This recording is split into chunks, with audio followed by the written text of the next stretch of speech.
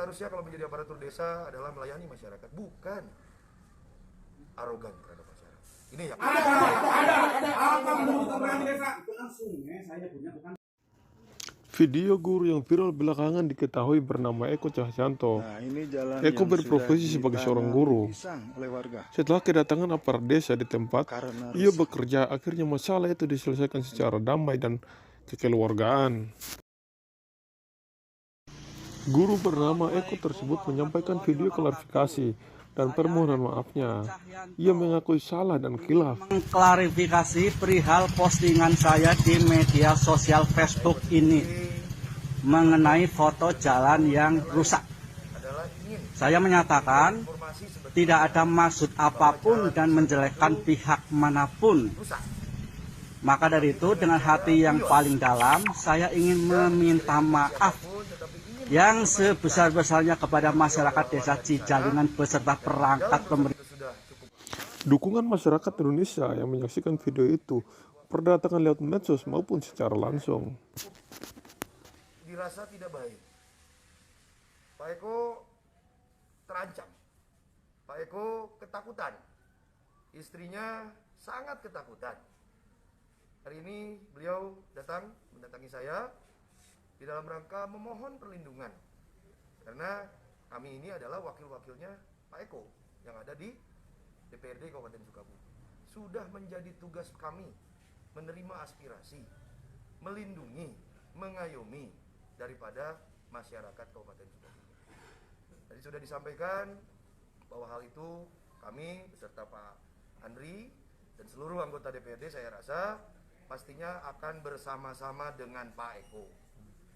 Langkah yang akan kami lakukan adalah membuat sebuah rapat dengar pendapat dengan desa tersebut, kepala desa pastinya, aparatur desa yang tadinya mengaku aparatur desa, camat, DPMD yang berkorelasi dan mempunyai leading sektor dengan desa, inspektorat pun juga kami akan undang di hari Senin.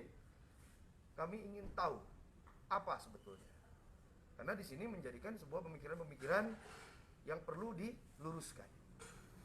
Seorang guru, seorang masyarakat yang ketakutan menjadi kewajiban kita untuk kita amankan, kita lindungi. Ya, seharusnya kalau menjadi aparatur desa adalah melayani masyarakat, bukan arogan terhadap masyarakat. Ini yang kami sayangkan.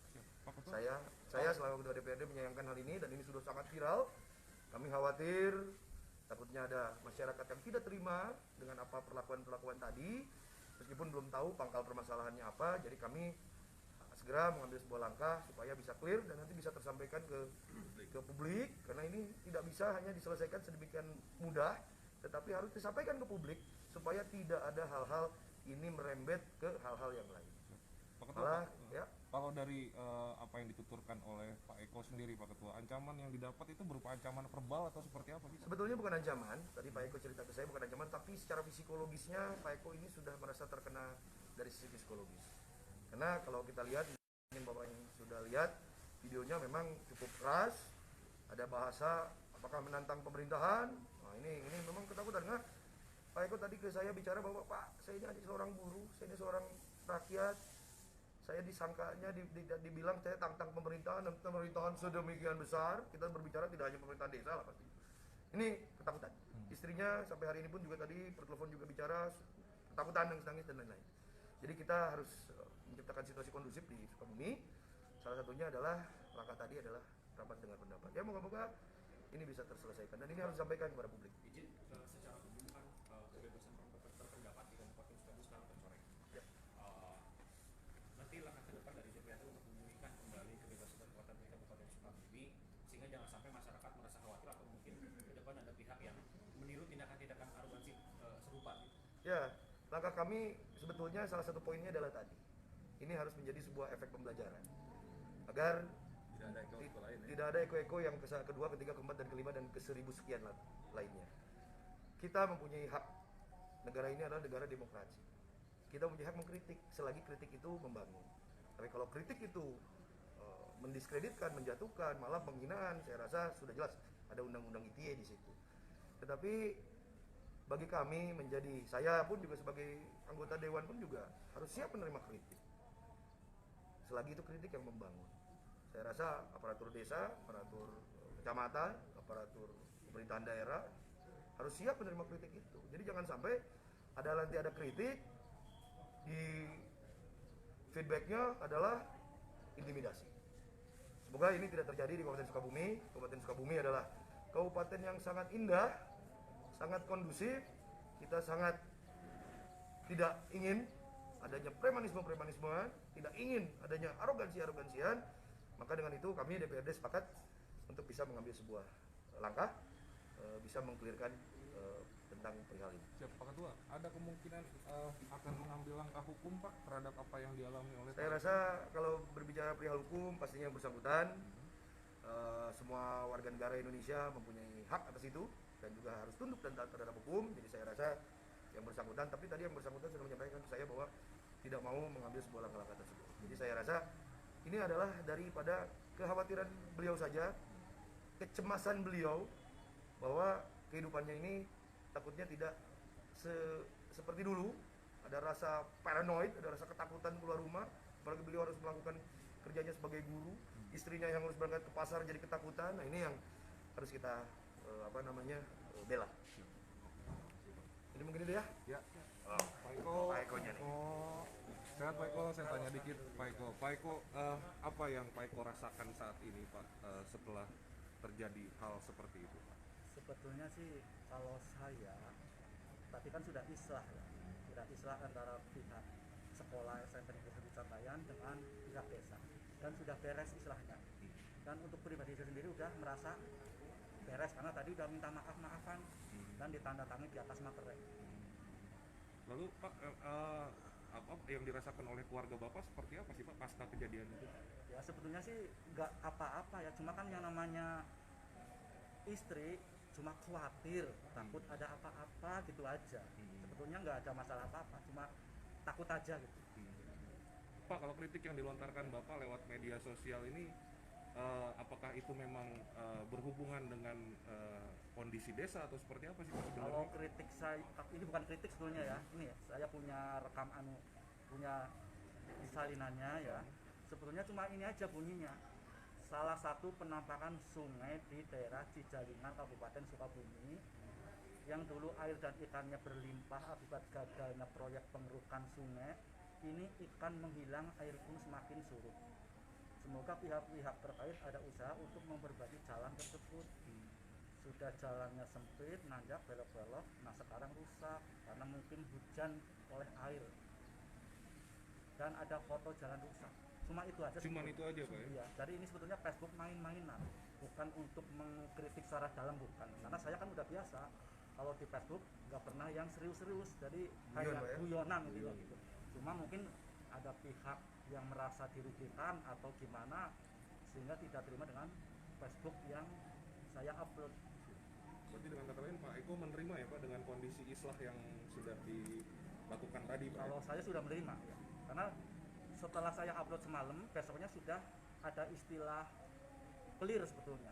Jadi pihak desa sudah mengklirkan, saya juga sudah mengklirkan dan sudah beres sebetulnya. Jadi untuk pribadi saya dengan pihak desa sudah nggak ada masalah apapun. Pak, ini kan kalau dari dugaan beberapa netizen mengatakan bahwa ini persekusi bentuknya Pak. Apakah Bapak merasa dipersekusi atau gimana sih Pak? Ya, kalau saya sih udah kayak gitu dianggapnya mainan, karena kan saya Facebook juga mainan bagi saya. Jadi kayak gitu tuh saya tanggapin biasa saja. Biasa aja. Iya, nggak diapa-apain lah. Cuma mungkin orang lain aja yang menanggapinya beda dengan saya. Oke, makasih Pak Eko. Setelah kejadian ini Bapak akan kapok memberikan aspirasi kritikan seperti itu lagi atau tetap masih jalan seperti itu? Ya bisa iya bisa tidak, tergantung situasi dan Takut dia jadinya sekarang. Jadi agak trauma ya? trauma sih nggak bisa iya bisa tidak gitu sesuai dengan kondisi. Itu sempat ada ini nggak Pak? Ada intimidasi atau apa nggak setelah apa kejadian Nggak ada apa-apa. dari pihak desa atau Nggak, dari mana? nggak pernah. Karena udah merasa clear dan beres, jadi dari pihak manapun nggak ada yang intimidasi. Cuma banyak orang-orang yang simpatisan aja ke saya jadi. Termasuk nggak ada dendam kan ke si Poldes yang maki-maki Pak Eko? Sudah enggak, karena kan saya biasa main-main. Pak Eko ini pemaaf. Iya, namanya juga main-main ya. Jadi yang namanya guru kan memang pemaaf. Karena kalau nggak pemaaf nanti gimana mau ngajar murid-murid? Ya, nanti dendam-dendam terus. Nah, ibaratnya nabi ya, ditampar pipi kanan, kasih pipi kiri. Oh, Pak Eko ini putus Pak, statusnya PNS atau masih honorer? PNS. PNS ya. Pak Andri nih diwawancara dikit nih, Komisi 1 nih. Siap.